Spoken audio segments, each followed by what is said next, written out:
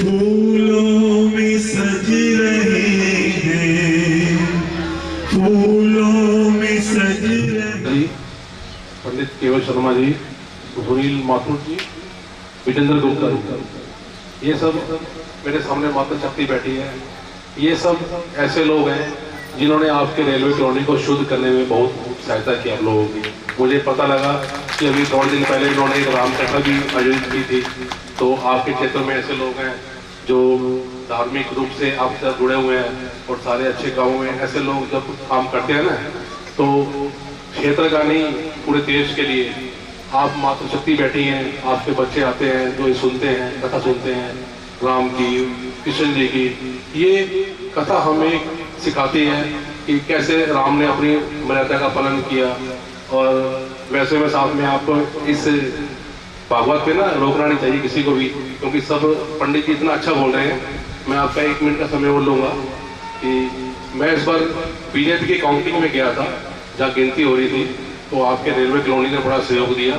आपके सहयोग से हम बहुत अच्छी मात्रा में हम इस किशन मंडल से 4,000 5,000 वोट से जीते थे। पहली बार हम 10,000 वोट से जीते हैं। रेलवे कॉलोनी का बहुत सहयोग है, आपका बहुत धन्यवाद। आज मोदी जी की शपथ है, तो आप लोगों के कारण ही शपथ हो रही है, तो बहुत बहुत धन्यवाद आपको। मैं दोनों हाथ से नमन करता हूँ। जय श्री राम। धन्यवाद संजीव भाई, आपने हमारे लिए समय निकाला, हम आपका शुक्रिया अदा करते हैं। हम आगे कथा जारी करने के लिए पंडित जी से आग्रह करते हैं कि वो अपनी कथा जारी रखें। धन्यवाद। वृंदावन बिहारी लाल की। समय का ध्यान देते हुए चलते हैं। सुशीला प्रेरणा कर देती है, प्रार्थना करती है, स्वामी आप क्यों नहीं जाते अपने उस मित्र के पास, मिल करके तो आइए। सुदामा जी कहते देवी जाने का तो मेरा भी दिल करता है। सुदामा जी का नेत्र सजल हो जाता है। कहते हैं लेकिन देवी बहन के यहाँ जाएं, गुरु के यहाँ जाएं, सत्संग में जाएं, मित्र के यहाँ जाएं, खाली हाथ नहीं जाना चाहिए। सुदामा जी का नेत्र सजल हो गया। देवी ने कहा चिंता मत करो, मैं प्रयास करती हूँ, कुछ जो भी उनकी इच्छा होगी, जो फल फूल आदि कुछ भी व्यवस्था होगी, मैं आपके लिए व्यवस्था करती हूँ, आप जाइए। सुशीला चाहती तो एक ही घर से चावल ला करके दे सकती थी, लेकिन सुशीला का संकेत क्या है? एक घर नहीं गई सुशीला, याचित्वा चतुर्मुष्टेन 4 मुट्ठी, याचित्वा चतुर्मुष्टेन विप्राण पृथक्ताण्डुलान्, पृथक अलग अलग से 4 मुट्ठी चावल 4 प्रकार का। मेरे गोविंद जी समझ जाएं कि 1 मुट्ठी चावल भी इसको एक जगह से संभव नहीं हो पाया है। और सुशीला कहती है स्वामी आप जा रहे हो ना, तो गोविंद के चरणों में मेरा नमन करते हुए 1-2 शब्द गोविंद से मेरे तरफ से कह देना।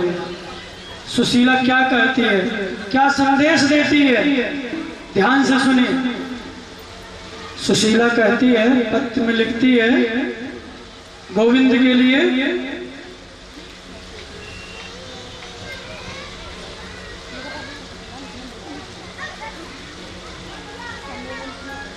सुशीला कहती है स्वामी गोविंद से मेरे 2 शब्द केवल कह देना। क्या? इतना कह देना। सुदामा जी सोचे कुछ मांगने के लिए कह रही है। अरे सुशीला मैं मित्र के यहाँ जा रहा हूँ, मांगूंगा नहीं, दर्शन करके चलाऊंगा, ध्यान रखना। सुशीला कहती है स्वामी मैं मांगने के लिए कब कह रही हूँ, क्या कमी है हमारे पास? 2 शब्द मेरे लिए नमस्कार तो कह सकते हो, प्रणाम तो कह सकते हो। हाँ हाँ वो तो बिना कहे कह सकता हूँ। सुशीला कहती मात्र इतना कह देना एक मास दो पक्ष में दो एकादशी हो। एक महीने में दो पक्ष होता है और दो पक्ष में दो एकादशी होती है। आज भी यह एकादशी का पावन अवसर है। सुशीला कहती है एक मास दो पक्ष में दो एकादशी हो, ऐसी कृपा दयालु की। अब यहां से भाव समझिए, ऐसी कृपा दयाल की रोज एकादशी हो। मतलब सज्जनों, सुशीला कहना चाहती गोविंद, फिर भी आपकी बड़ी कृपा है। एक मास दो पक्ष में दो एकादशी होती है। लोग 2 दिन व्रत रखते हैं, अन्न खाते नहीं हैं। हो ऐसी कृपा दयाल की यहाँ रोज एकादशी हो, मैं रोज प्रतिदिन। आगे समझ गए ना? मेरे गोविंद के लिए संदेश जाता है। सुदामा जी पोटली लेकर के चल पड़ते हैं। बहुत ज्यादा समय न लगाते हुए तीव्र गति से सुदामा को भेजना चाहूंगा मित्र से मिलने के लिए। लेकिन क्या हुआ, सुदामा जी द्वारकाधीश के पास जा रहे हैं, मार्ग भटक गए। शरीर कंकाल तंत्र जैसा है, वृद्धावस्था को प्राप्त हो गए हैं। जाना था द्वारका और पहुंच गए काशी। काशी में पहुंच करके देखते, किसी से पूछते भैया ये कौन सा स्थान है? ये द्वारिका है। बाबा आप द्वारका जाओगे? हाँ हाँ द्वारका ही जाना है। अरे बाबा आप तो मार्ग भूल गए, ये द्वारिका नहीं है, ये काशी है। द्वारका कितने घंटे में पहुंच जाऊंगा? घंटे में? अरे बाबा अगर तुम्हारी स्थिति को, तुम्हारे शरीर को देख करके मुझे यही लग रहा है बहुत प्रयास करोगे 2 महीना तो लग ही जाएगा पहुंचने में। आए 2 महीना? इतना सुनते ही सुदामा जी गिर पड़े। हे गोविंद, अब मेरे बस की बात नहीं है। अब तू जान, तेरा काम जाने। मैं बहुत प्रयास कहा, मैंने बहुत प्रयास किया, लेकिन तू मुझे ऐसा मार्ग क्यों भटका दिया कि तेरे द्वार पर पहुंचते पहुंचते मेरा प्राणांत हो जाए। तू कहाँ छुपा है?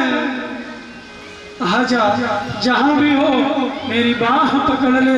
आज सुदामा जी अरदास कर रही हैं, पुकार रहे हैं काशी में बैठ करके, हे गोविंद तू कहाँ छुपा हुआ है? तू कहाँ है?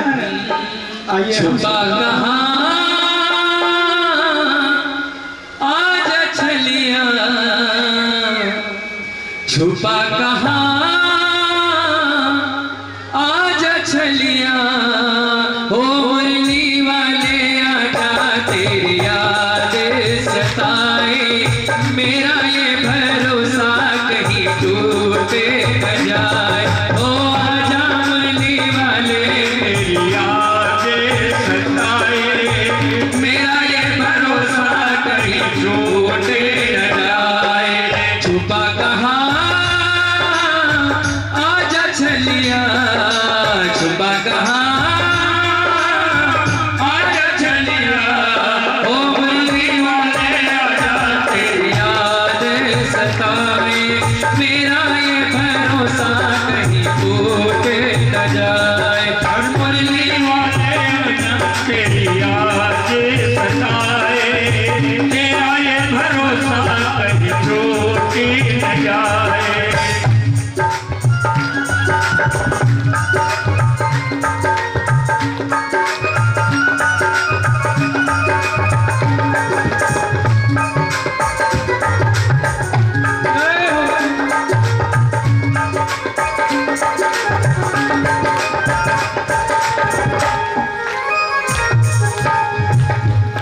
ओ दिल की ये धड़कने किसी तेरे गाए दिल की ये धड़कन गीत तेरे गाए रोती है अखियाँ नीर बहाए रोती है अखियाँ नीर बहाए ओ रोती है अखियाँ नीर बहाए रोती है अखियाँ नीर बहाए नीर बहाए छुपा कहाँ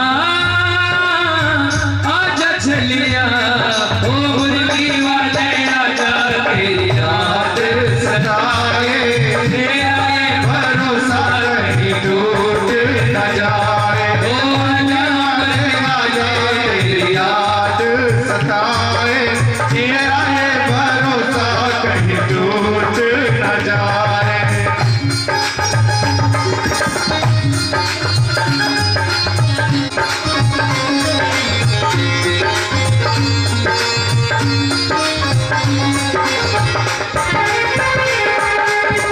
मन ये पुकारे दिल के सहारे मन ये पुकारे दिल के सहारे नैना हमारे तेरा रास्ता निहारे नैना हमारे तेरा रास्ता निहारे हल पर बेचारे छुपा कहाँ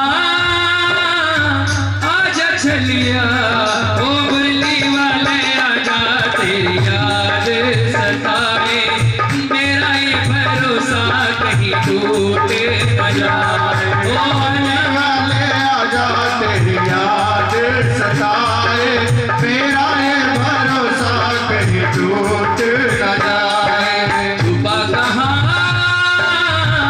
आजा चलिया छुपा कहाँ आजा चलिया ओ वाले आजा तेरी याद सताए मेरा ये भरोसा कहीं टूट न जाए। ओ मुरली वाले आजा तेरी याद सताए मेरा ये भरोसा कहीं टूट न जाए।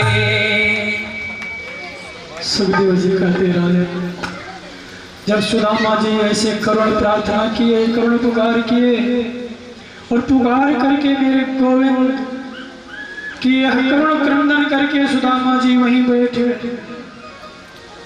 तो क्या देखते हैं एक केवट एक नौका चलाने वाला रात्रि को नौका लेकर के आवाज देता है। सुदामा जी के पास जा करके पूछता है बाबा आपको उस पार जाना है? हाँ जाना तो है भैया लेकिन मेरे पास पैसे नहीं है। केवट कहता है कोई बात नहीं बाबा कोई बात नहीं आप मेरी नौका में बैठ जाइए मैं आपको इस पार से उस पार उतार दूंगा। सुदामा जी को इस पार से उस पार दिए उतार दिए। केवट कोई और नहीं मेरे गोविंद ही केवट बन करके आए हैं। प्रातः कालीन जब सुदामा की नेत्र खुलती है तो वहां का दृश्य देख करके पूछते हैं भैया मैं यहाँ कहाँ आ गया? पता चला इस समय सुदामा जी द्वारका पहुंच गए। किसी ने पूछा द्वारका में हो? द्वारका द्वारका मैं द्वारका आ गया। हाँ बाबा द्वारका में हो। अच्छा अच्छा ये बताओ मेरे मित्र का मकान कौन है तुम्हारा मित्र? अरे वही कृष्ण। बोलो कृष्ण नहीं है यहाँ द्वारिकाधीश के नाम से जाने जाते। बाबा आप कौन हो? बोले जा करके बता दो मैं उनका एक दोस्त आया है उनका एक बचपन का मित्र आया है। और सुदामा जी की स्थिति क्या है पता है? न शरीर पर पूर्ण रूप से वस्त्र है एक धोती पहने हुए हैं वह भी 20 जगह से फटी हुई है।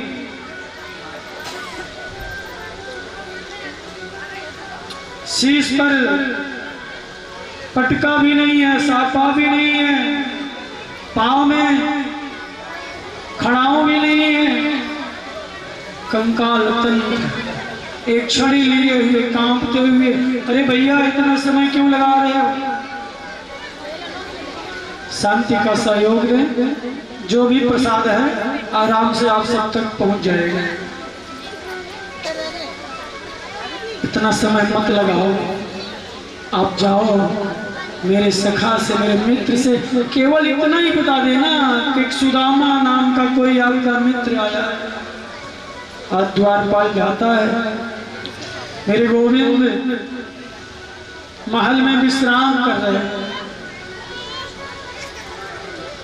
द्वारपाल जाकर के गोविंद को प्रणाम करता है। गोविंद आपके चरणों में कोटि कोटि प्रणाम, आपके विश्राम में व्यवधान डालने के लिए क्षमा चाहता हूं। एक विप्र आया हुआ है। विप्र कौन सा है, कैसा है? द्वारपाल कहता है उसकी हुलिया बताऊंगा आपको। हाँ हाँ हुलिया बताओ उसकी, कैसा है? कहता है शीश पगा, शीश पर पगड़ी नहीं है, शीश पगा न झगा तन में, प्रभु जाने को आई बसे के ही ग्राम। पता नहीं किस ग्राम में बसता है, सर पर पगड़ी नहीं है, तन पर कुर्ता नहीं है, धोती फटी, उसकी धोती 20 जगह से फटी हुई है, धोती फटी सिलटी दुपटी, रूपाय रूपा नहकी नहीं सा, द्वार खड़ो द्विज दुर्बल एक ब्राह्मण है, बहुत दुबला पतला है, द्वार खड़ो द्विज दुर्बल रहो चकिसो वसुधा अभिराम। आश्चर्यचकित है, पागल सा हो गया है, आपके इस महल को देख करके प्रसन्नचित्त मुद्रा में तो है, चारों तरफ देख रहा है। द्वार खड़ा द्विज दुर्बल रहो चकिसो वसुधा अभिरामा। अरे नाम बताओ उसका, पूछे नहीं, पूछा, अरे पूछत दीन दयालु को धाम, बतावत आपन नाम सुदामा। जैसे उस द्वारपाल के मुख से सज्जनों सुदामा निकला, मेरा सुदामा, अरे मेरा बचपन का मित्र, मेरा सुदामा, भगवान न खड़ा हूं बने, पीतांबर कहीं गिर रहा है, मुकुट कहीं गिर रहा है, कुंडल कहीं गिर रहा है, और कहीं स्वयं गिर रहे हैं, उठ रहे हैं, भाग रहे हैं, गिर रहे हैं, उठ रहे हैं, भाग रहे हैं। मेरा सुदामा आ गया, मेरा सुदामा आ गया, मेरा सुदामा आ गया। सारे महल की रानियां निकल करके आ गई, रुक्मणी निकल करके आ गई, सत्यभामा निकल करके आ गई, कालिंदी निकल करके आ गई, सत्या निकल करके आ गई, भद्रा निकल करके आ गई, लक्ष्मणा निकल करके आ गई। समस्त रानियां आ करके देख रहे हैं गोविंद को क्या हो गया, स्वामी को क्या हो गया, ठाकुर को क्या हो गया। पीतांबर कहीं पड़ा है, मुकुट कहीं पड़ा है, कुंडल कहीं पड़ा है, कंगन कहीं पड़ा है, पैर में खड़ा हो नहीं, दौड़ करके चाचा के सुदामा को हृदय से लगा लिए सज्जनों, हृदय से लगा लिए, और हृदय से लगा करके इतना रोए, इतना रोए, इतना रोए। राधा रोई रोई कान्हा के लिए, जितना राधा रोई रोई कान्हा के लिए, कन्हैया उतना रोया रोया है सुदामा के लिए, कन्हैया उतना रोया रोया है सुदामा के लिए। ओ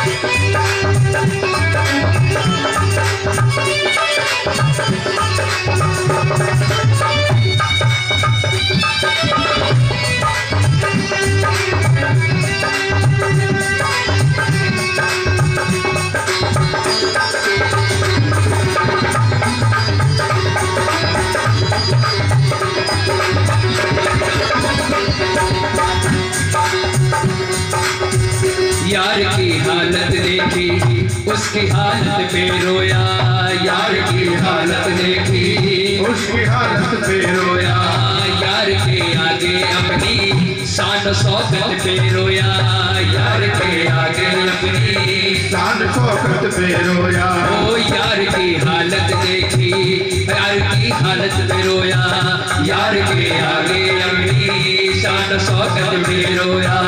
ओ ऐसा तड़पे तड़प क्षमा परवाने के लिए, ऐसा तड़पे तड़प क्षमा परवाने के लिए, कन्हैया उतना रोया रोया है सुदामा के लिए, कन्हैया उतना रोया रोया है सुदामा के लिए। ओ जितना राधा रोई रोई कान्हा के लिए, जितना राधा रोई रोई कान्हा के लिए, कन्हैया उतना रोया रोया है सुदामा के लिए, कन्हैया उतना रोया रोया है सुदामा के लिए।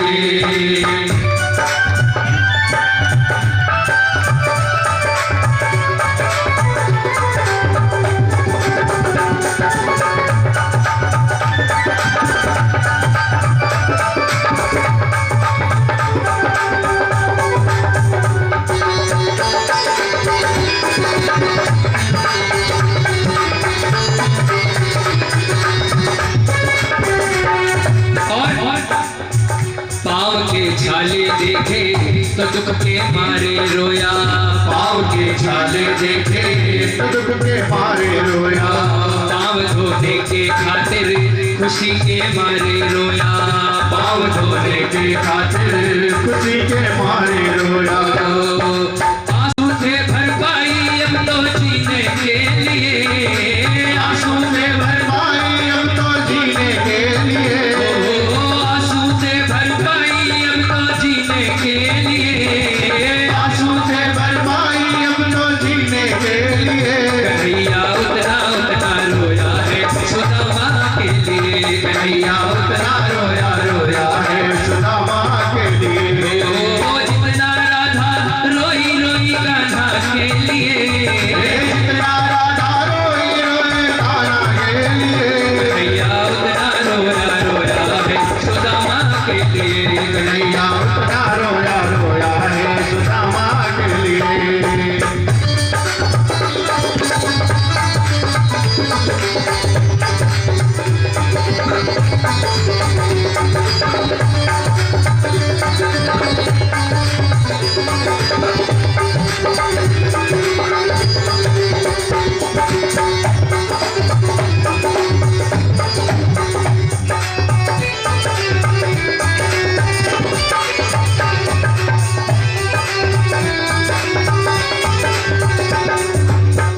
उसके आने से रोया, उसके जाने से रोया, उसके आने से रोया, उसके जाने से रोया, हो के चावल के एक दाने पे रोया, हो के चावल के एक दाने पे रोया। वो बनवारी वो रोया था याराना के लिए, बनवारी वो रोया था याराना के लिए, ओ बनवारी वो रोया था याराना के लिए, बनवारी वो रोया था याराना के लिए, कन्हैया उतना रोया रोया है सुदामा के लिए, कन्हैया उतना रोया रोया है सुदामा के लिए। ओ जितना राधा रोई रोई कान्हा के लिए, वो जितना राधा रोई रोई कान्हा के लिए, ओ जितना राधा रोई रोई कान्हा के लिए, जितना राधा रोई रोई कान्हा के लिए, कन्हैया उतना रोया रोया है सुदामा के लिए, कन्हैया उतना रोया रोया है सुदामा के लिए, कन्हैया उतना रोया रोया है सुदामा के लिए, कन्हैया उतना रोया रोया है सुदामा के लिए, कन्हैया उतना रोया रोया है सुदामा के लिए, कन्हैया उतना रोया रोया है सुदामा सुदामा के लिए। बोले सुदामा जी महाराज की जय हो। सज्जनों, आज मेरे ठाकुर जी अपने नेत्रों के जल से सुदामा को भिगो दिए। आज दोनों मित्र जिस समय गले से गले लग करके प्रेम अश्रु छलका रहे थे, स्वर्ग से देवता लोग करके देख करके सशंकित हो गए। सूर्य देख करके सशंकित हो गया, स्वर्ग के जितने देवता थे देख करके सुदामा और कृष्ण के प्रेम को देख करके सशंकित हो। सुखदेव जी कहते राजन, मेरे ठाकुर जी सुदामा को गले से लगा करके अपने पीतांबर को बिछाते हुए समस्त देवियों को बुलाए और मार्ग में पुष्प को बिछाती जा रही है। मेरे सुदामा जी उस पुष्प पर चरण रखते हुए मेरे ठाकुर जी उस अपने विश्रामालय में लेंगे और स्वर्ग के सिंहासन पर बैठा करके कहते, मित्र तू अब तक क्यों नहीं आया? तू मुझे भूल गया है? तू कहाँ था रे? तेरी इस दीन दशा को देख करके मुझे अपना शान शौकत सब तुच्छ लग रहा है। आज मेरे ठाकुर जी सुदामा जी को स्वर्ण सिंहासन पर बैठा करके स्वयं सुदामा जी के चरणों में जमीन पर बैठे हैं। समस्त देवियां रानियां देख रही हैं। एक कौन सी ऐसी महान विभूति आ गई है जिसको देख करके साक्षात भगवान अपने सिंहासन से उतर करके जमीन पर बैठे हैं। आज जैसे ही सुदामा जी के चरण कमल में भगवान हाथ फेरते हैं, कितने कांटे चुभे हुए हैं और मेरे ठाकुर जी सुदामा जी के पैर को पकड़ करके दांत से कांटे को जब निकाल रहे हैं। तो उस दशा को देख करके सुदामा जी के नेत्र से अश्रु की धारा बह। रुक्मिणी से कहते हैं, देवी आप लोग देख क्या रही हो? जाओ जल्दी से जल ले आइए और सुनो, स्वर्ण के थाल में जल ले आओ और मेरे इस मित्र के इस बाल सखा के चरण को पखारना है, धोना है। जब तक देवियां स्वर्ण के थाल में जल लेकर के आई ना, तब तक मेरे गोविंद पान परात को हाथ छुओ नैनन के जल से पग धोए। परात के जल को छुआ तक भी नहीं और इतना रोए उनके नेत्र से इतने अश्रु आए। सुदामा जी का पैर केवल नेत्र अश्रु से ही धुल गए। अपने पीतांबर से जो है चरण को पहुंच रहे। बाल लीला की चर्चा चलती है, विद्यालय की चर्चा चलती है। जब दोनों पढ़ते, अच्छा बता भाई सुदामा, और बता भाभी जी ठीक है, शादी उदी कर लियो? तू तो कहता था ना मैं शादी नहीं करूंगा। सुदामा जी मुस्कुरा नहीं लगी। हाँ चाहता तो नहीं था भाई, मित्र कर तो लिया। अच्छा कर लिया, बताया भी नहीं, ऐसे मित्र को भूल गया। अरे मित्र हमको पता नहीं था, नहीं तो ऐसा हो सकता है कि सुदामा आपको न बुलावे। अच्छा मित्र, हमारी भाभी हमारी ताई कुछ भेजी तो होगी। सुदामा जी छुपा रहे। क्यों छुपा रहे? क्योंकि सुदामा जी जान रहे हैं हमारी इसकी तो मित्रता की बात है। ये जो देवियां पता नहीं कौन सब खड़ी हैं, यहाँ से चली जाए तब दो। इतने में मेरे गोविंद ने कहा, नहीं लाओ जल्दी लाओ जल्दी लाओ। सुदामा जी छुपाते जा रहे। मेरे ठाकुर जी ने खींच लिया। ये प्रेम है। और जैसे देखा, वाह कितना बढ़िया प्रसाद मेरी भाभी ने मेरे लिए भेजा। ये नहीं बोली क्या यार चावल लेकर के आए, नहीं कितना बढ़िया प्रसाद मेरी भाभी ने। जैसे उठाए एक मुट्ठी चावल खाए, क्या स्वाद है। आज तक तो मुझे 56 प्रकार के व्यंजन में भी वह स्वाद है। 2 मुट्ठी खाए। रुक्मिणी देख रही है, जान रही है मेरे गोविंद एक मुट्ठी चावल खाए तो 1 लोग दे दिए, दूसरे मुट्ठी चावल खाए 2 लोग दे दिए। रुक्मिणी को भय लग गया सब कुछ दे देंगे तो खुद कहा। जैसे मेरे गोविंद ने 2 मुट्ठी चावल खाए, तीसरी खाने चले, रुक्मिणी ने ठाकुर जी का हाथ पकड़ लिया। अरे हाथ गए हाथ गहे प्रभु का कमला, कहनाथ कहाँ तुमने चितधारी। कमला रुक्मणी हाथ पकड़ लिया, तुम्हारा चित्त कहाँ है, तुम्हारा ध्यान कहाँ है। खाय मुठी दूसरी अब नाथ, कियो तुमने दो ही लोक विहारी। दो मुट्ठी चावल खा के दो लोग तो दे दिए, लेकिन अब खाय मुठी तीसरी अब नाथ, कहाँ निज आशिक वास विचारी। तीसरी मुट्ठी चावल खा करके तीसरा लोग दे दोगे, अपने लिए भी कुछ रहने के लिए सोचे हो। हरे रंग कहीं आप समान कियो, खुद चाहत आप होत भिखारी। खुद भिखारी बनना चाहते हो। मेरे गोविंद को इतना दुख हुआ, मेरे गोविंद ने कहा क्यों रस में विष बाम कियो, मेरे रंग में भंग तू क्यों मिला दी रुक्मणी। अरे क्यों रस में विष बाम कियो, अब और खान दियो एक फंका। विप्राहिलोक तृतीयक देत, करी तुम क्यों अपने मन शंका। अरे इस ब्राह्मण को मैं तीनों लोग दे देता, तुम क्यों घबरा रही हो। जहां मैं रहूंगा वहां तुम्हें रहना पड़ेगा।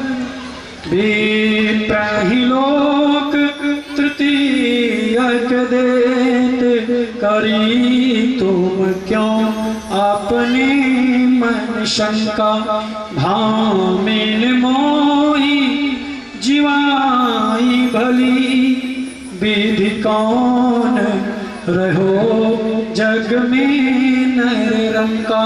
और लोग कहें हरि मित्र दुखी, हम सोना सहो यह जाति कलंका। हम सोना सहो यह जाति कलंका। देवी लोग यही कहेंगे कि हरि का मित्र है, कृष्ण का मित्र है, तो उसमें इसकी बेइज्जती नहीं। मुझे चिंता नहीं है प्लीज, हमें चिंता नहीं उनकी, उन्हें चिंता हमारी है। सज्जनों, इस प्रकार से मेरे गोविंद विप्र सुदामा का सम्मान किए। समय के अंतर्गत अब चलना चाहते हैं। सुदामा जी कहते हैं कि मैं भैया चलूंगा। भगवान कहते हैं चलो तो सही, लेकिन आशीर्वाद नहीं दोगे। बोले किसको। बोले इनको। बोले कौन है। बोले भी आपकी भाभी। अच्छा अच्छा, रुक्मणी आओ प्रणाम करो। चिरंजीवी भव, सौभाग्यवती भव। आशीर्वाद दे रहे हैं सुदामा जी। सत्यभामा, कालिंदी, भद्रा, लक्ष्मणा, सत्या आदि आदि सारी आठों पटरानियां आई आशीर्वाद दें। सुदामा जी बोले भैया एक बात बता। बोले क्या। बोले कान मत पूछ रही है। बोले बता। ठाकुर जी कान सुदामा जी के पास कर दिए। बोले ये सब अपने ही हैं। सुदामा जी बोले ये सब अपने ही हैं। बोले कहाँ, कितनी, 8 ही तो हुई। बोले और हैं। बोले हाँ।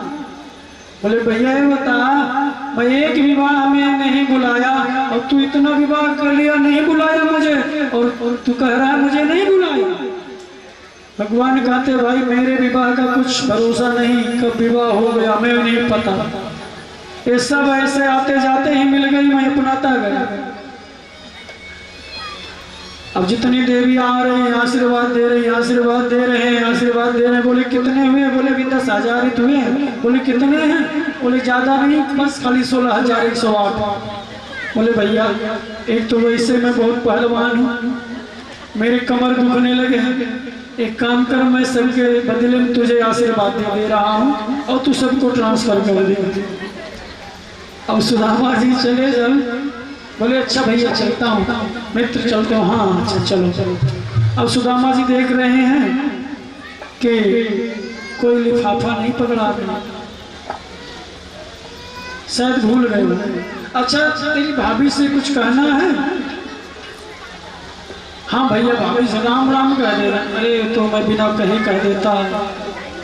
अच्छा चलता हूँ। बोले हाँ चलो। अभी भी लिफाफा नहीं सुदामा जी के हाथ में आया, लेकिन सुदामा जी ने नहीं कहा। सुदामा जी चल पड़े, दोनों मित्र मिले, सुदामा जी आए, इधर मेरे गोविंद। सुदामा को सुदामा पूरी बना दी। केवल सुदामा का महल नहीं बनाए सज्जनों, केवल सुदामा का नहीं, पूरा नगर ही सुदामा नगर बना दिए। वहां बसने वाले सभी का स्वर्ण का महल हो गया, सुख संपत्ति से आनंदमय हो गया। सुदामा जी आए, देख रहे हैं यहाँ की दशा तो बदल गई है, सोच रहे हैं मैं कहीं और जगह अंदर नहीं आ गया। अरे भाई कौन सा जगह है? किसी ने बताया सुदामापुरी है, सुदामापुरी। सुदामा जी सोचे कोई सुदामापुरी दूसरा होगा। बोले अच्छा वो वाला सुदामा जहाँ एक सुदामा रहता था, अपने आप पूछ रहे थे वो जगह कहाँ है? तो बोला भैया ये वही सुदामापुरी है, सुदामापुरी हो गया। ओ देखो सुदामा जी कमाल है, सुदामा जी को पहचान नहीं रहा। सुदामा जी अपने महल पर गए, नेत्र से अश्रु छलक आए। देवी जी स्वर्ण के थाल में आरती लेकर के आई। देवी जी की दशा बदल गई है, हिष्ट पुष्ट सुंदर हो गई है। सुदामा जी ने देखा और देखते ही भागने लगे, ये कौन सी देवी? अभी पता चला कि बोले अरे स्वामी रुकिए, मैं आपकी ही हूँ, आपकी धर्म पत्नी। कौन? सुशीला। अरे तू? अरे सुशीला क्या बात है? बोले सब ठाकुर जी की कृपा। सुदामा जी अंदर आते हैं, सुख वैभव शांति को देखते हैं। सुदामा जी के नेत्रों से अश्रुधारा बहने लगी। सुदामा जी बोले देवी सुनो, तुम स्वर्ण के थाल में स्वर्ण की रोटी, स्वर्ण की दाल, हीरे का तड़का मार करके आनंद लो। मेरे लिए तो कुटिया ही सबसे बढ़िया थी, जहां मैं अपने गोविंद के नाम का चिंतन किया करता था। मैं तो वहीं जा रहा हूँ। जैसे सुदामा जी उस महल को छोड़ करके निकलने लगे, पीछे से आवाज आई, सुदामा सुदामा। अरे ये तो मेरे कृष्ण की आवाज है।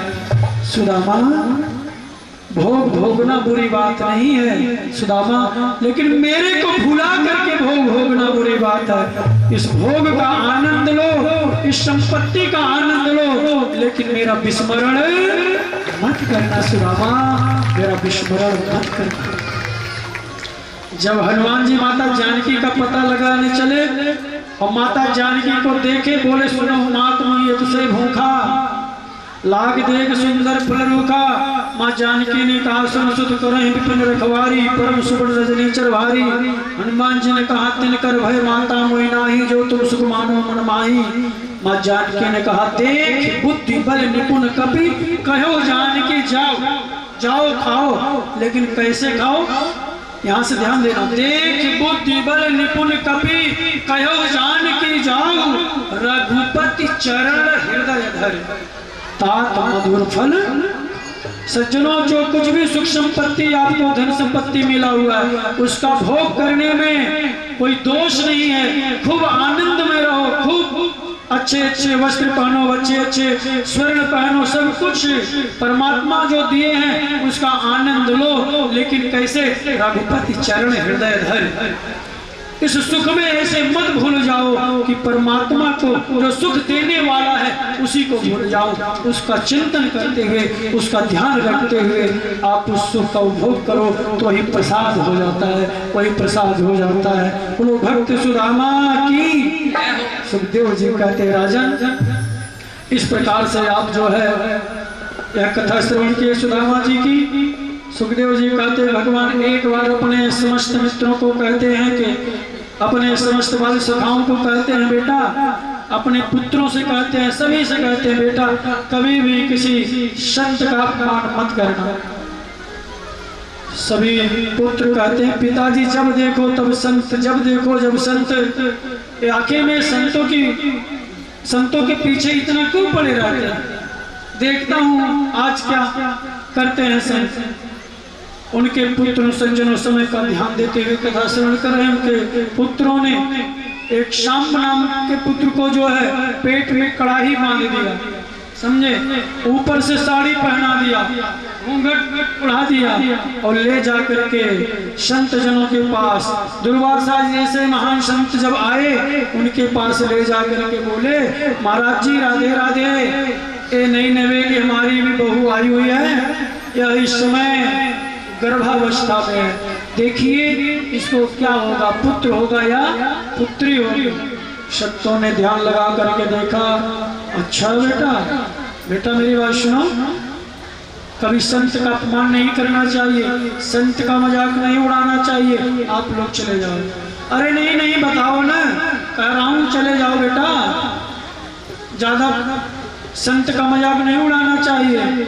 उन्होंने कहा बच्चों ने, अरे जानोगे तभी तो बताओगे, आप लोग तो जटाजूट बढ़ा करके केवल माल खाने पे घूमते रहते हो, आता ही नहीं तो बताओगे क्या। क्रोध आ गया संतों पे, बोले जा मैं श्राप देता हूँ, न इसके गर्भ से पुत्र होगा न इसके गर्भ से पुत्री होगी, इसके गर्भ से मूसल होगा जो तुम्हारे कुल का संहार करे। सारे घबरा गए सच, और जैसे कपड़ा हटाए जो कड़ाही बांधे थे वह मूसल में परिवर्तित हो गया था। अब देख करके सारे भगवान के बालकों ने डर करके आए उग्रसेन के पास। उग्रसेन जी से बतलाने लगे कि बाबा आज मेरे से यह गलती हो गई। उग्रसेन ने क्या किया, उस मूसल को रगड़ करके घिस करके उसको जो है समुद्र में फेंकवा दिया, और जो उसका अंश बचा हुआ था उसको जो है किसी बहेलिये ने पा लिया और उसको अपने बाण के नोक में लगा लिया। और जो घिसने के बाद जो चूरा था वह चूरा ऐरक नाम का घास हो गया। सज्जनों, सुखदेव जी वर्णन करते हैं राजा परीक्षित जी से, कहते हैं परीक्षित मेरे गोविंद ने उन ऋषियों की संतों की बात को सत्य करने के लिए, और मेरे गोविंद कहते हैं इस धारा पर सबसे ज्यादा भार मेरे ही संतानों का, जो 56 करोड़ जब था, जिसके 16,108 रानियां, कितने से 56 करोड़ की संख्या। मेरे गोविंद इस धराधाम से भार उतारने के लिए स्वयं लीला करते हैं, और स्वयं जो है जाकर के संतों की बात को सिद्ध करने के लिए अपने सुधाम को जाना चाहते हैं। उद्धव जी को पता चला गया। उद्धव जी कह रहे हैं गोविंद मैं आपके बिना एक पल भी नहीं रह सकता हूँ। मेरे गोविंद उद्धव को बोध कराते हैं, समझाते हैं, कहते हैं सुनो ये संसार है, यह सब यहाँ पर अपने अपने रोल को, अपने अपनी भूमिका को निभाने के लिए आए हुए। एक ही आदमी, किसी का पिता है, किसी का पुत्र है, किसी का भाई है, किसी का मामा है, किसी का नाना है, किसी का भांजा है, किसी का पति है। हर किसी के साथ जैसा रोल है वैसा वह भूमिका अपना निभा रहा है। सुखदेव जी कहते राजन इधर मेरे गोविंद जाकर के पैर पर पैर रख करके कदम के वृक्ष पर बैठ गए, बंसी निनाद कर रहे हैं, और वह बहेलिया जो उस मूसल के बचे हुए अंश को पाया था, जो अपनी बाण में लगाया था, वह उस ठाकुर जी के जो चरणारविंद था ऐसा चमक रहा था जैसे किसी जीव का जिह्वा चमक रही हो। कोई जीव समझ करके उसने शिकार किया, वह बाण जाकर के गोविंद के चरणों में गया, और देखते वह शिकारी आकर के रोने लगा, प्रभु से बहुत बड़ी भूल, मैं जानबूझ करके यह बाण आपको नहीं मारा। भगवान कहते हैं बेटा तुम जानबूझ करके नहीं मारे, हमें पता है, लेकिन जानबूझ करके यह बाण मैं तुमसे खुद मरवाया। और सुनो, हमारा तुम्हारा हिसाब बराबर हो गया। मैं भी किसी जन्म में तुम्हें यह बाण छुप करके मारा था, जब तुम बाली थे, जब मैं तुम्हें बाण मारा था, जब तुम बोले थे दगा दगा धोखा धोखा। यह किसका तीर करारा है, किसने ऐसा अपराध किया, यह बाण आड़ से मारा है, वह हिसाब बराबर हो गया।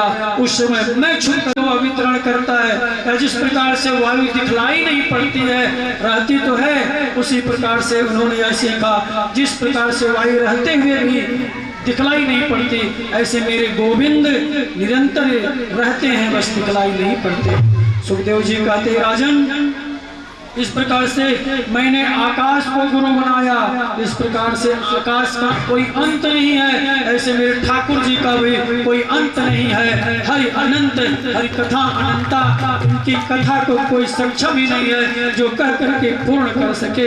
यह अधम जीव भगवान की कथा को क्या कह सकता है। जिस प्रकार से पूरे समुद्र को स्याही बना दिया जाए, पृथ्वी को कागज बना दिया जाए, वनस्पतियों को कलम बना दिया जाए, शेष जी महेश गणेश आदि निरंतर भगवान की कथा को लिखते रहे, फिर भी भगवान की कथा को पार नहीं पा सकते हैं, तो तुच्छ जीव यह आदम भगवान की कथा को क्या सुना सकता है।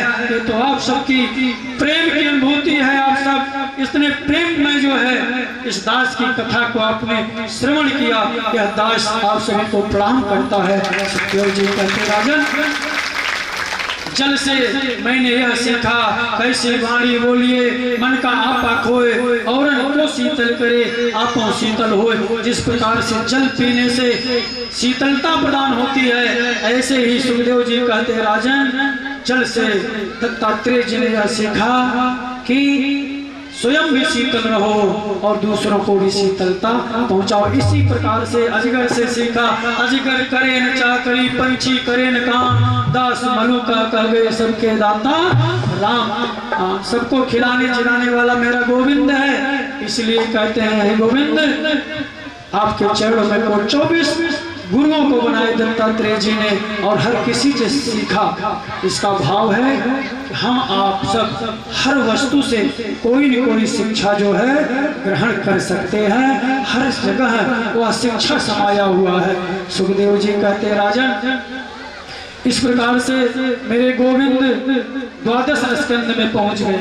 इधर सुखदेव जी परीक्षित जी को कहते हैं, परीक्षित और क्या सुनना चाहते हो पता है। आज कथा के अंतिम दिवस 7वें दिवस उन समीक ऋषि के श्रापानुसार आपकी मुक्ति होने वाली है। परीक्षित जी का मुस्कुराने लगे, हंसने लगे, कह रहे हैं गोविंद मुक्ति होने वाली है या मुक्ति हो गई है। सुखदेव जी परीक्षित जी के प्रश्न को सुनकर के खुश हो जाते हैं। कहते, परीक्षित तुम्हें डर नहीं लग रहा है, आज तक छठनाग तुम्हें काटेगा और तुम्हारी मृत्यु होगी। परीक्षित जी कहते, गोविंद गुरुवर जिसका जन्म ही नहीं हुआ है उसकी मृत्यु क्या हो सकती है, उसकी मृत्यु क्या हो सकती है। आज सुखदेव जी ऐसे शिष्य को पा करके प्रसन्नचित हो गए, नेत्र में अश्रु छलक आए। सुखदेव जी कहते, परीक्षित तुम तो मुक्त हो चुके हो, अब तो तुम्हारा केवल शव के रूप में शरीर है। सर्प आएगा ऋषि के श्राप को सत्य करने के लिए, आपको नहीं, आपके इस शव को क्षितिजल पावक गगन समीरा पंच रचित अधम शरीरा, इससे शव को डंक मार करके उस ऋषि के श्राप को पूर्ण करेगा। आपको डंक क्या मारेगा, आपके शरीर को डंक मारेगा। क्यों? क्योंकि आप तो शरीर से भिन्न हो। कोई पूछता है आपका परिचय, पहले आप जानो आप कौन हो। कोई पूछता है आपका परिचय, आप कहते हो कि मेरा परिचय, मेरा घर यहाँ है 30/6 में, 30/12 में, 30/15 में, 30/32 जो भी है। आपसे कोई पूछा का परिचय, आप बता दिए मेरा मकान नंबर है यहाँ कराते हो। उसने कहा मैं आपका परिचय पूछ रहा हूँ, आपके मकान का परिचय नहीं पूछ रहा हूँ। आपने किसका परिचय बतलाया? मकान का। अरे आपका परिचय? बोले मैं दुर्गा पंडित जी हूँ। मैं आपके बारे में पूछ रहा हूँ, आपके नाम के बारे में नहीं पूछ रहा हूँ। अरे मैं ये हूँ, अरे मैं आपके बारे में पूछ रहा हूँ, आपके हाथ के बारे में नहीं पूछ रहा हूँ। अरे भाई क्यों पागल बना रहे हो? कह रहा हूँ मैं ये हूँ। अरे भाई मैं आपके बारे में पूछ रहा हूँ, आपके सर के बारे में नहीं पूछ रहा हूँ। अभी तक निश्चित यही नहीं हुआ कि मैं कौन हूँ, मैं कौन हूँ। सबसे पहले खुद जानो तब खुदा को जानोगे।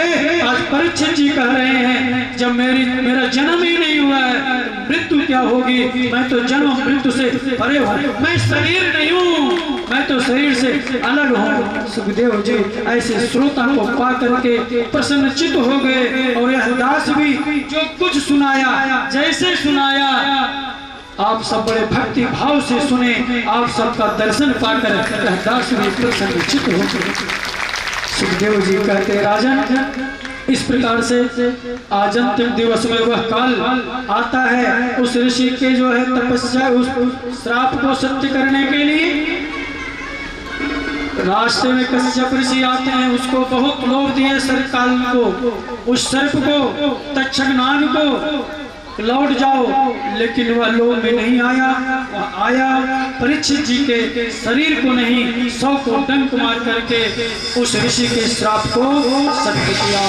सुखदेव जी कहते हैं आप जैसे संत को पा करके, आप जैसे भक्त को पा करके मैं धन्य हो गया। परीक्षित जी कहते हैं प्रभु आप जैसे सुखदेव जी जैसे महान संत को, गुरु को पा करके मेरा जीवन कृतार्थ हो गया।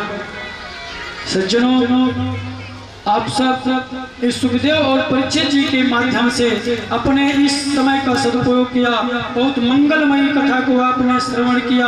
आप सभी को कोटि कोटि नमन करते हुए मैं पुनः बताना चाहूँगा कि प्रथम दिवस के कथा में जिस प्रकार से आप सब भागवत महात्म श्रवण किया, सर्ग विसर्ग स्थान पोषण कवि आदि का वर्णन है। सुखदेव जी कहते हैं राजन इस प्रकार से द्वितीय दिवस की कथा में सत्य मुक्ति, ब्रह्मा की उत्पत्ति, चतुश्लोकी भागवत, तृतीय स्कंद में विदुर मैत्रेय संवाद, कपिल देवहूति संवाद आपने श्रवण किया। चतुर्थ स्कंद में जो है सती चरित्र, ध्रुव चरित्र, वंश का वर्णन श्रवण किया।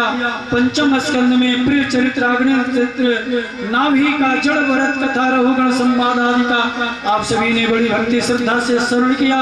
छठे स्कंद में अजामिलोपाख्यान हत्या परिणाम आपने श्रवण किया। सातवें स्कंद में प्रहलाद चरित्र, नरसिंह देव की कथा, इन सब कुछ कथाओं को केवल स्पर्श करते हुए आगे बढ़ा गया है। मैं बताना चाहूंगा समय के अभाव में 8वें स्कंद में गजेंद्र उपाख्यान समुद्र मंथन की कथा आती है। 9वें स्कंद में मेरे प्रभु श्री रामचंद्र भगवान श्री कृष्ण का अवतार की कथा आपने श्रवण किया। 10वें स्कंद में कृष्ण लीला का विस्तार श्रवण किया।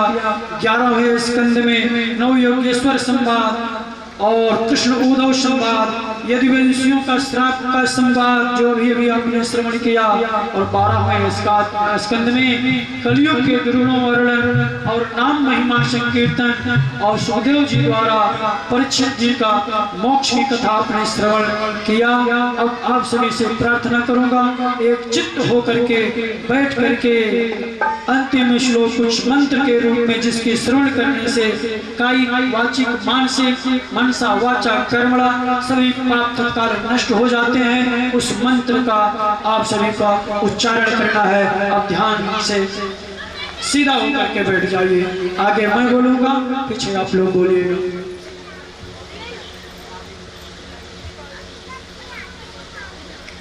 सब बोलना है। शुरू करें। नाम संकीर्तनम यस्य सर्व पाप प्रणाशनम प्रणामो दुख समनस्तम नमामि हरिं परम। बोलो बाल कृष्ण भगवान की जय। सुखदेव जी कहते राजन अब मैं देखता हूं अंतिम दिवस के कथा में कौन बनेगा भाग्यशाली। श्रोता। और इसके बाद एक भजन प्रचरणों की आरती। समय का ध्यान देते हुए बहुत ज़्यादा समय आपका नहीं लिया। सुखदेव,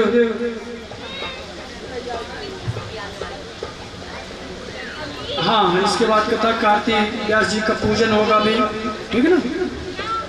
चलिए, समय का ध्यान देते हुए सर्वप्रथम पहला प्रश्न, जब भगवान मथुरा में गए तो भगवान को जिस माली ने माला पहना करके भगवान का स्वागत किया था, उस माली का क्या नाम था? हाथ खड़े करेंगे केवल। बिटिया, बहुत बढ़िया, सही उत्तर, जोरदार ताली। आजा।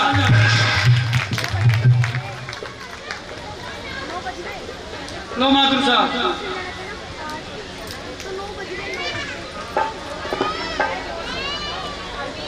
बच्चों से पूछने से और उत्साह बढ़ता है, भावना जागृत होती है। सुदामा नाम था, सुदामा माली। और बच्चों की प्रेरणा बनती है कि कथा सत्संग में चला जाए। जानते तो काफी लोग हैं, लेकिन बच्चों से इसीलिए पूछा कि बच्चे सत्संग में आने के लिए जुड़े। दूसरा प्रश्न, कंस ने कृष्ण को, बलराम को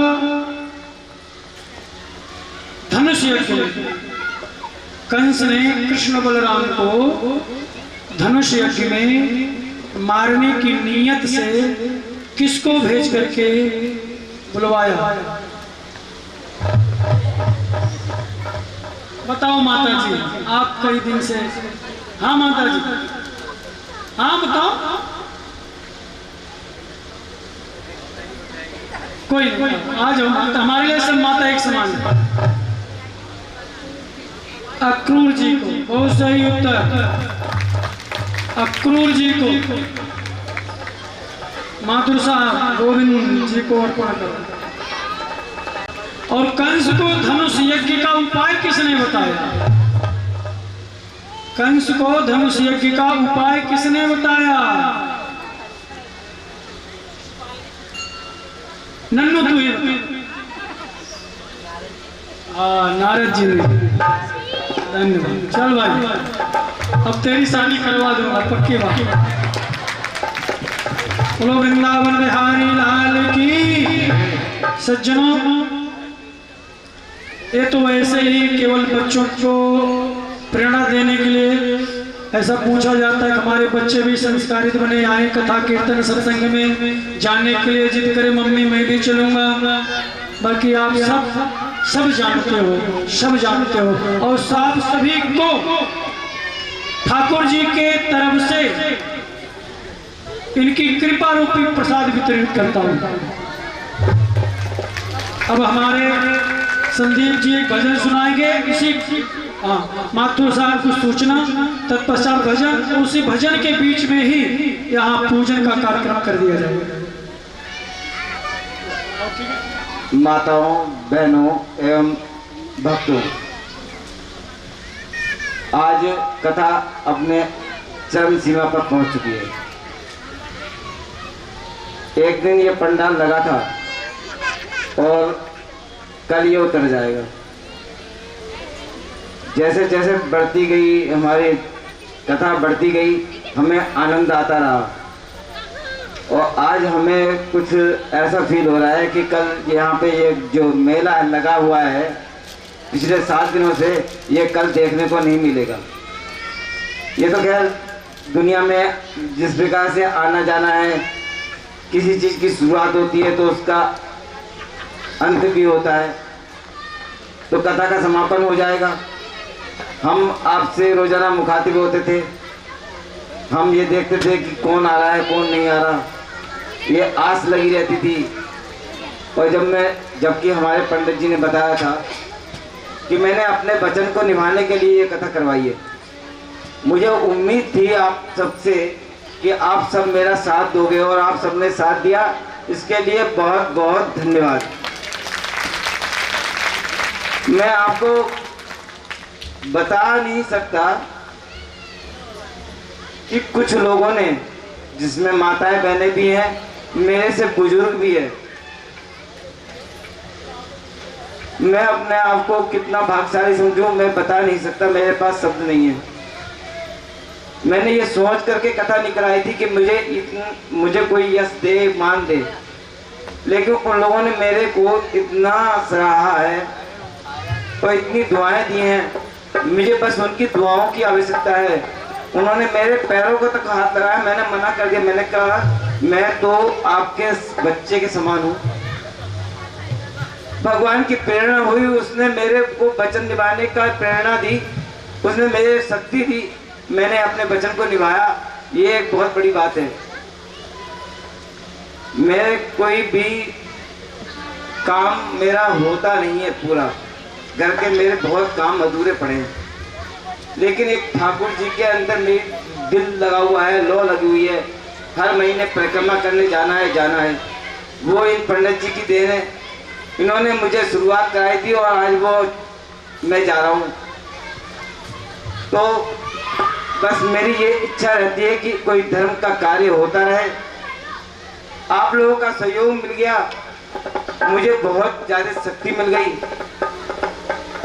सोचता हूँ कि फिर कभी अगर आप लोगों का इच्छा हुई तो फिर कभी करवाएंगे, लेकिन जो आपने सहयोग दिया है ये मेरे लिए, मैं इसके लिए आपका बहुत बहुत धन्यवाद करता हूँ। सदा आभारी हूँ, आभारी रहूँगा। अभी जैसा हमारे व्यास जी ने बताया कि भजन का कार्यक्रम होगा, पूजा होगी, लेकिन भक्तों आपके बीच में एक झांकी का हमने प्रोग्राम रखा हुआ है। थोड़ी सा विलंब हो गया है क्योंकि वो ट्रैफिक में फंस चुके हैं, वो आते ही होंगे। और हमारे बीच में एक मिश्रा जी है, मिश्रा पंडित जी, खड़े हो जाइए, आप मत शर्माइए। इन्होंने भी हमारा बड़ा सहयोग किया है और ये अपने 2 शब्द बोलना चाहते हैं।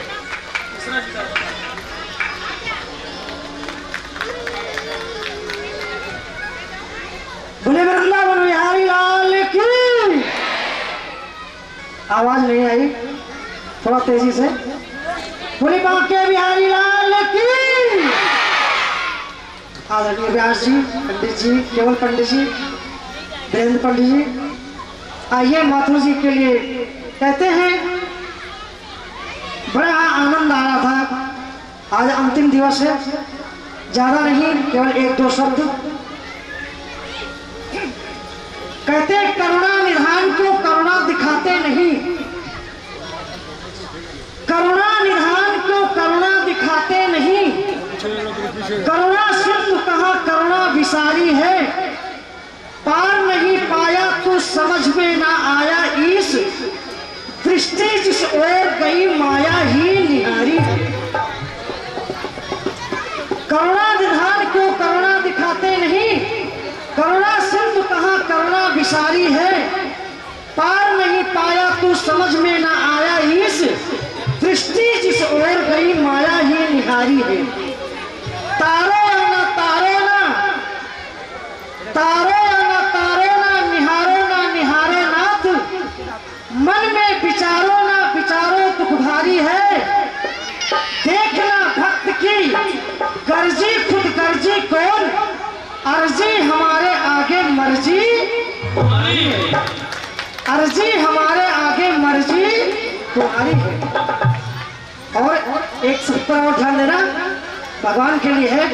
हर जगह पे तेरा जलवा है, हर जगह पे तेरा जलवा है, तुझसा जलवा अगर कोई नहीं, हर जगह पे तेरा जलवा है, तुझसा जलवा अगर कोई नहीं, तू हर अफसर का अफसर है, पर तेरा अफसर कोई नहीं। हर जगह पे तेरा जलवा है, तुझसा जलवा अगर कोई नहीं, तू हर अफसर का अफसर है, पर तेरा अफसर कोई नहीं। करुणा निधान तुझसे महान, करुणा निधान तुझसे महान, धरती के ऊपर कोई नहीं, दिन रात न्याय में फर्क नहीं, तेरी खुली कचहरी कोई नहीं, तेरी खुली कचहरी कोई नहीं। कहते हैं प्रभु सबका ध्यान रखते भी भक्त भगवान की कथा चल रही थी, सुदामा और भगवान श्री कृष्ण जी की। कहते हैं कर लो अर्ज मेरी मंजूर ओ मेरे श्यामा, ऐसे ही सारे भक्तों की कर लो अर्ज मेरी मंजूर ओ मेरे श्यामा। सदियों से हूँ तेरे दीवाने, सदियों से हूँ तेरे दीवाने, अब तो गले लगा ले, तेरे द्वारे दौरा आया अब तो मुझे बचा ले। सारे जग में हो मशहूर ओ मेरे श्यामा, तेरे मेरे मेरे तेरे जन्म जन्म के फेरे, सारे जग में हो मशहूर ओ मेरे श्यामा। और माथुर जी के लिए अभी माथुर जी कह रहे थे कि मैंने ये कथा करवाया और सबके सहयोग से हुआ है, मैं ऐसा समझता ही नहीं था कैसा होगा, तो मैंने पहले भी सुनाया है 2 बार। जितने हैं तेरे उलझे हुए धंधे, ये माथुर जी के लिए नहीं सबके लिए, जितने हैं तेरे उलझे हुए धंधे, भगवान के इंसाफ पे सब छोड़ दे बंदे, भगवान के इंसाफ पे सब छोड़ दे बंदे, वो खुद ही तेरी मुश्किलें आसान करेगा, जो तू नहीं कर पाया है भगवान करेगा। तो आइए 1-2 लाइन।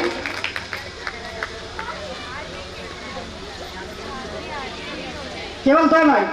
किसने सिखाया तुम्हें श्याम प्यारे मुरली बजाना, किसने सिखाया तुम्हें श्याम प्यारे मुरली बजाना, किसने सिखाया तुम्हें श्याम प्यारे मुरली बजाना, किसने सिखाया तुम्हें श्याम प्यारे मुरली बजाना, मुरली बजाना श्याम मुरली बजाना, मुरली बजाना मुरली बजाना, किसने सिखाया तुम्हें श्याम प्यारे मुरली बजाना, किसने सिखाया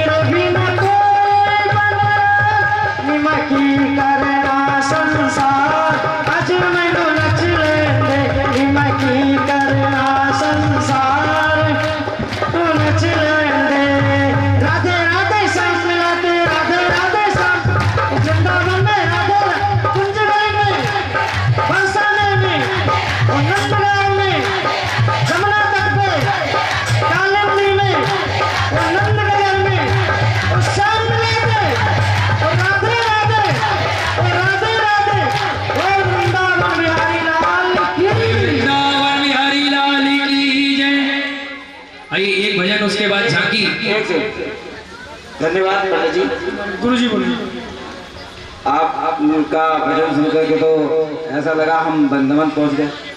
अभी तो हम किशनगंज में थे और आपने तो 1 मिनट के अंदर वृंदावन पहुंचा दिया। बहुत बहुत धन्यवाद। भक्तों, हमारे बीच में अभी झांकी आएगी, उसके बाद भजन होगा, उसके बाद में आज का दिन नहीं, 1 मिनट आप शांत देखिए। आज का दिन बहुत ही अच्छा है, एकादशी है। एकादशी के ऊपर रात को जागरण किया जाता है। मैं बड़ा भाग्यशाली हूं कि